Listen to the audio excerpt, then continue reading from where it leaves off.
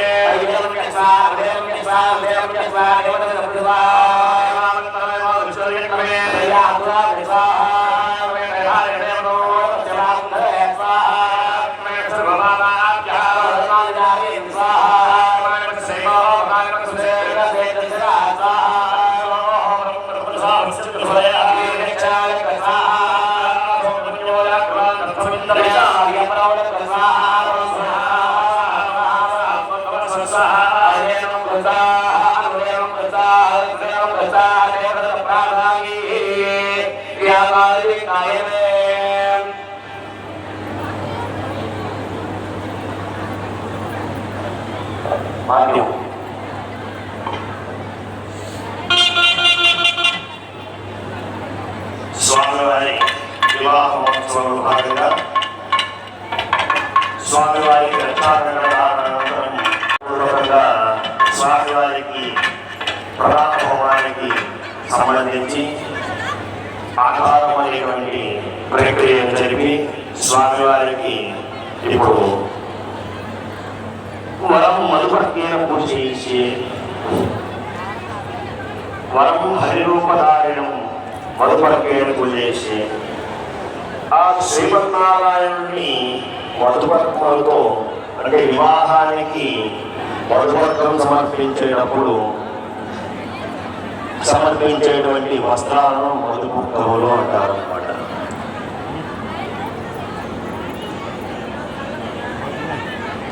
ఈ వైదిక సంబంధమైన బ్రాహ్మణ వైశ్యులలో అయితే వర పూజ అనేటువంటి కార్యక్రమం ఉంటుందన్నమాట. వరుడిని శ్రీహరి రూపంగా భావించి మన ఇంట్లో బిడ్డకు వివాహం చేసేటప్పుడు కూడా ఆ వరుడిని శ్రీహరి రూపంగా భావించి అతన్ని తీసుకొచ్చి సపరివార సమేతంగా కూర్చోబెట్టి అతనికి ఉపచారాలు చేసి ఆ హరి రూపంలో ఉన్నటువంటి ఆ వరుడికి తన కుమార్తెను లక్ష్మీ రూపంగా భావించి ఆ వివాహం చేసే సందర్భంలో మొదటగా వర పూజ అనేటువంటి కార్యక్రమం ఇప్పటికీ బ్రాహ్మణ వైశ్యుల సాంప్రదాయాల్లో కొనసాగుతూనే ఉన్నాయి.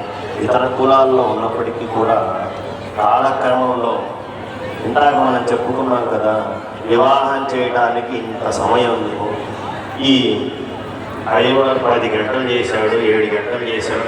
సాధారణంగా వైశ్య బ్రాహ్మణుల వివాహం 5 రోజులు జరుగుతుంది. మనం 10 గంటలు కూర్చోడానికే 3 గంటలు కూర్చోడానికే అల్లాడిపోతున్నాం. కానీ ఇప్పటికీ కూడా బ్రాహ్మణ వైశ్య సాంప్రదాయాల్లో వివాహం 10 రోజుల పాటు జరుగుతుంది.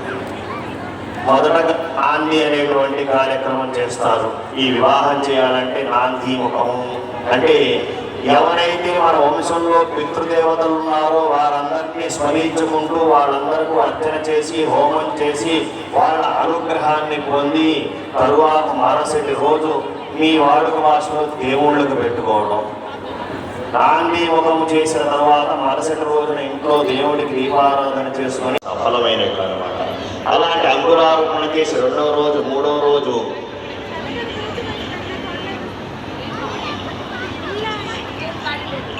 స్నాతకము అనేటువంటి క్రియ. స్నాతకము వ్రతం అన్నమాట. వివాహానికి ముందుగా ప్రతి ఒక్క పురుషుడు ఆచరించవలసింది స్నాతక వ్రతం. ఈ వ్రతాన్ని ఆచరించి స్నాతక వ్రతబంధమును విసర్గోపాకర్మ చేసి తరువాత పాణికో రోజున వివాహము, తదనంతర రోజు కార్యము లేదా వ్రతం అయితే ఇంకొక 6 రోజులు. ఇలా బ్రాహ్మణ వైశ్యులలో జరిగేటువంటి వ్రతము. ఇలా జరిగేటువంటి వ్రతంలో మొదటగా మనం ఏం చేస్తున్నాం, వర పూజ అనేటువంటి పూజ చేస్తున్నాం అన్నమాట. వధుడిని విష్ణుమూర్తిగా భావించి ఆ విష్ణుమూర్తికి అర్చన చేసి వధుపర్కాలు పాద ప్రక్షాళన చేసి ఆ పాద ప్రక్షాళన చేసినటువంటి నీటిని శిరస్సును ధరించి మన జన్మను చరితార్థం చేసుకోవడం ఈ ఉద్దేశం అన్నమాట. ఇప్పుడు స్వామివారి పాద ప్రక్షాళన కన్యావరణ కార్యక్రమాలు జరుగుతాయి. మొదటగా కన్యావరణం చేసి తరువాత పాద ప్రక్షాళన జరుగుతుంది.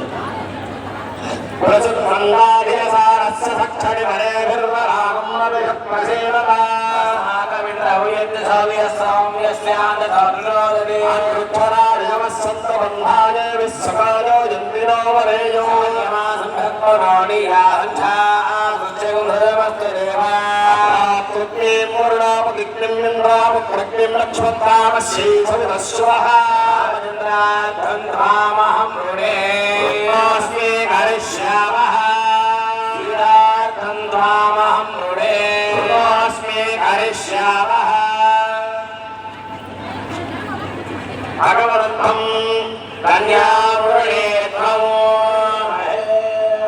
కన్యాత్వం హరిం మృడేత్వం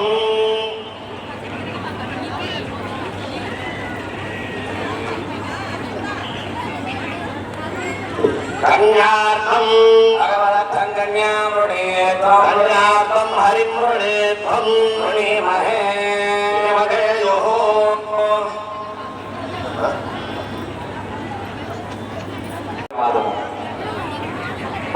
బ్రహ్మ కలిగిన పాదము.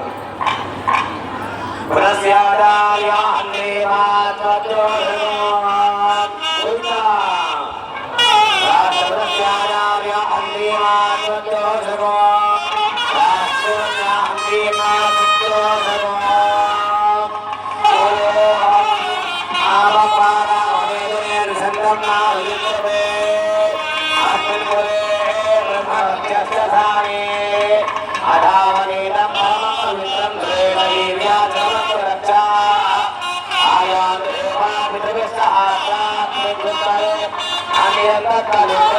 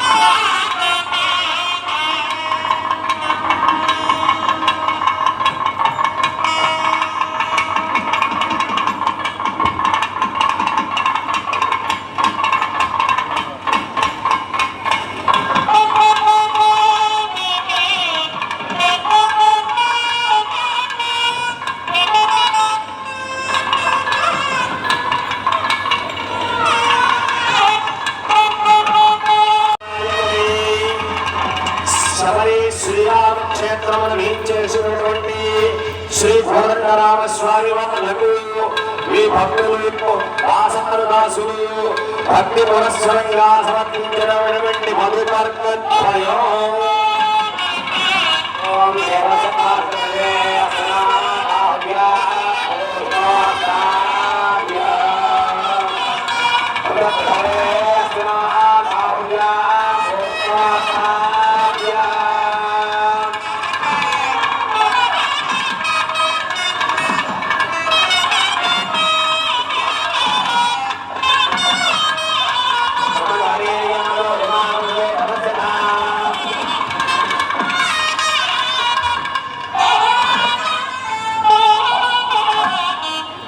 శ్రీమదఖలాండకోటి బ్రహ్మాండ నాయకులై శబరి శ్రీరామ క్షేత్రంలో వేంచేసినటువంటి సీతమ్మ వార్లకు మీ భక్తులు దాసానుదాసులు భక్తి పురస్సరంగా సమర్పించినటువంటి సుశేల వస్త్రధ్వజం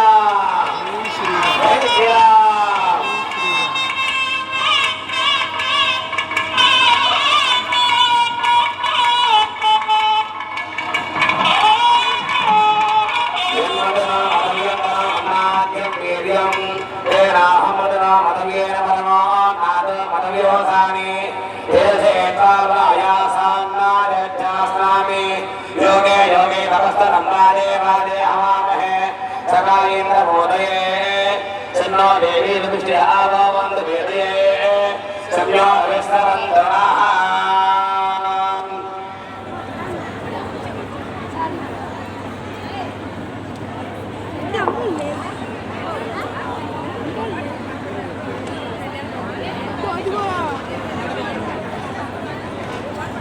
స్వామివారికి అమ్మవారికి వస్త్ర సమర్పణ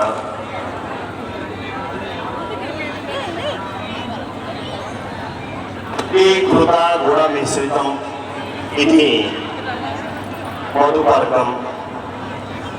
స్వామివారికి వివాహ సందర్భంలో విష్ణుమూర్తి స్వరూపంగా పరమాత్ముని భావించి ఆయనకు వస్త్ర సమర్పణ చేసి ఆ అమ్మవారిని లక్ష్మీ స్వరూపంగా భావించి అమ్మవారికి కూడా వస్త్ర సమర్పణ చేసి ఈ వస్త్ర సమర్పణ చేసే సందర్భంలో మధుపర్కం అనేటువంటి ఒక ద్రవ్యాన్ని ఇవ్వడం జరుగుతుందన్నమాట.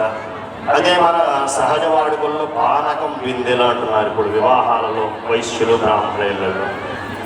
వివాహ సందర్భంలో వచ్చి మళ్ళీ అక్కడ కూడా మధుపర్క ప్రాసన జరుగుతుంది అన్నమాట. ఇలాంటి ప్రతి ఘృత గుణ మిశ్రితాన్ని గనక స్వీకరిస్తే శరీరం తేజోవంతంగా ఉండి ఆ యొక్క వివాహ సంబంధమైనటువంటి వైవాహిక జీవితాన్ని సుఖమయంగా చేసుకునేటువంటి వీలుంటుందని చెప్పి వివాహ సందర్భంలో ప్రతి ఘృత గుణ మిశ్రితం ఈ పదార్థాన్ని ప్రాసన చేయించడం జరుగుతుంది అన్నమాట. అటువంటి మధుపర్క పూజ మధుపర్క ప్రాసన ఇప్పుడు అయ్యి సుముహూర్త సందర్భంతో సహజంగా మన ఇంట్లో మన బిడ్డకు వివాహం చేస్తే మొదట ఏం చేస్తారంటే కన్యాదానం చేసి జీలకర్ర బెల్లం అనేటువంటి ప్రక్రియను చేస్తారు. కానీ భగవత్ సంబంధమైనటువంటి వైఖానస ఆగమ సూత్రం సాంప్రదాయం ప్రకారం వివాహానికి మొదటగా జీలకర్ర బెల్లం నిక్షేపణ చేసి తరువాత మాత్రమే కన్యాదానం చేయాలన్నమాట. ఇటువంటి సందర్భంలో చూర్ణిక అనేటువంటి ఒక మంత్రం చదివి ఆ పరమాత్ముడి యొక్క గుణగణాలు తెలుపుతూ ఉంటుంది ఆ మంత్రం. పరమాత్ముడు ఎక్కడ ఉన్నాడు, ఏమి అనుగ్రహిస్తాడు, మనల్ని ఎలా కాపాడుతాడు, ఎలా రక్షిస్తాడు, ఈ చదివేటి మంత్రాలన్నిటికీ కూడా అర్థం అన్నమాట. అటువంటి పరమాత్ముడి యొక్క వివాహ సందర్భంలో ఇప్పుడు సుముహూర్తానికి జీలకర్ర బెల్లం నిక్షేపణ చేయడం జరుగుతుంది. దాని ముందుగా లగ్నాష్టకములు అనేటువంటి ప్రక్రియ జరుగుతుంది అన్నమాట. ఇప్పుడు వేద పండితులందరూ కూడా స్వామివారి అమ్మవారి గుణగణాలను కీర్తిస్తూ లగ్నాష్టకాలు చదువుతారు మొదటగా, తరువాత చూర్ణిక, తరువాత జీలకర్ర బెల్లం నిక్షేపణ. ఈ కార్యక్రమం లక్ష్మీనారాయణ ధ్యాన సావధాన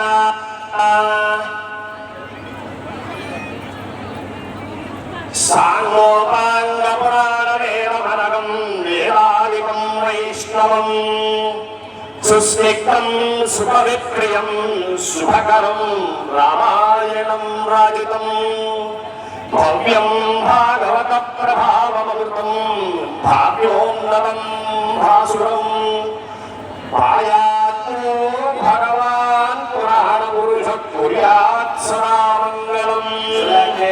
సావధాన సావధాన శ్రీనారాయణ ధ్యాన సావధాన శ్రీలక్ష్మీ వనజాలయా వసవని వారాహిణి వైష్ణవే వైదేహి వరదారమా భగవతి సర్వేశ్వరి రుక్మిణే కళ్యాణి కరుణాన్వితా కిల జగన్మాతా మహేనాయకి ఆయాతో భగవాన్ పురాణ పురుష కుర్యాత్ సదా మంగళం. సునక్తే సావధాన సావధాన నారాయణ ధ్యాన సావధాన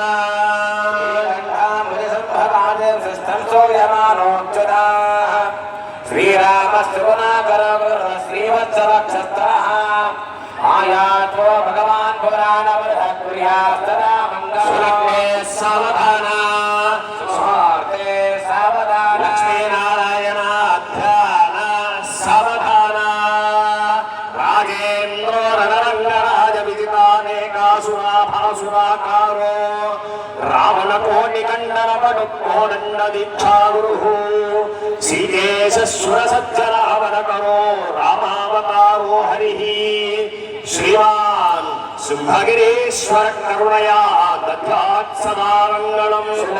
రాజేంద్రో రణరంగరాజ విజితానేకాసురా భాసురాకారో. ఆ రాజులలో ఇంద్రుడైనటువంటి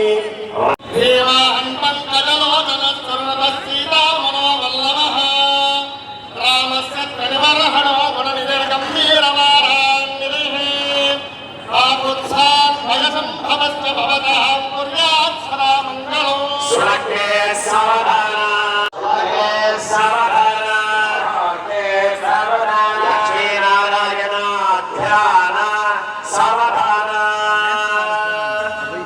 కళ్యాణ కమనీయ గోపలకరైరాద్రాక్షతారోపణం అజ్ఞానాన పురస్సురం గురు కవి బ్రహ్మ శిక్షానుగ్రహం బాహో కంకణ బంధనం దదిగుణం మాంగళ్య సూత్రాన్వితం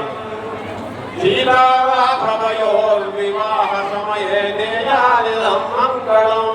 కళ్యాణం కమనీయకరం ఆధ్యాక్షతారూపణం కన్యాదాన పురస్సరం గురుకవి బ్రహ్మ శిష్యానుగ్రహం బాహో కంకణ బంధనం దదిగుణం మాంగళ్య సూత్రాన్వితం. ఆయా సీతారాఘవయోర్వివాహ సమయే ఈ సీతారాముల యొక్క వివాహం గురించి చెబుతూ ఉన్నది ఈ పద్యం. సీతను పరిణామయ్యే సందర్భంలో ఇద్దరి చేతులకు కంకణ బంధన ధారణ జరిగి ఇలా చెప్పాను కదా, వివాహ సందర్భంలో తల్లి గుణమిశ్రమం. ఆ తల్లి గుణమును కలిగినటువంటి ప్రాసన చేసినటువంటి రాముడు కంకణ బంధనం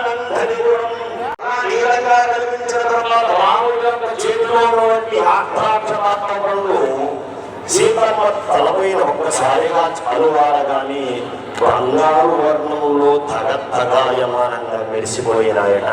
ఇటువంటి సందర్భాన్ని కలిగించినటువంటి మహర్షులు దేవ అసులు అందరూ కూడా ఒక్కసారిగా వారి శరీరం అంతా రోచితమైపోయిందట. ఒక్కసారిగా ఒళ్ళంతా కూడా బురబిరిపోయేటువంటి సందర్భాన్ని చూసి అందరి కళ్ళల్లో కూడా ఒక్కసారి గడి నీరు చెమర్చేసినట. వివాహ సమయం అంత గొప్పగా జరిగిందన్నమాట ఆ సీతారాముల యొక్క వివాహం. వివాహానికి వచ్చినటువంటి ఒక్క అతిథిని కూడా వదిలి పెట్టకుండా జనక మహారాజు వచ్చిన అందరికీ వస్త్రాలు పెట్టారట. అన్నం రాసులుగా వీధులు పోయించి రకరకాల పిండి వంటలతో రకరకాలైన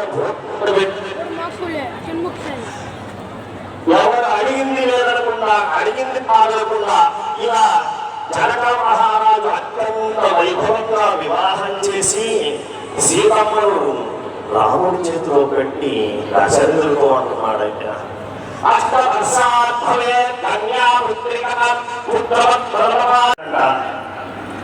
ఆయన గొప్పతనం చూడండి. అంతటి జనక మహారాజు తన కుమార్తెను ఇచ్చి పంపిస్తే అంగబలంతో సహా పరిచారకులతో సహా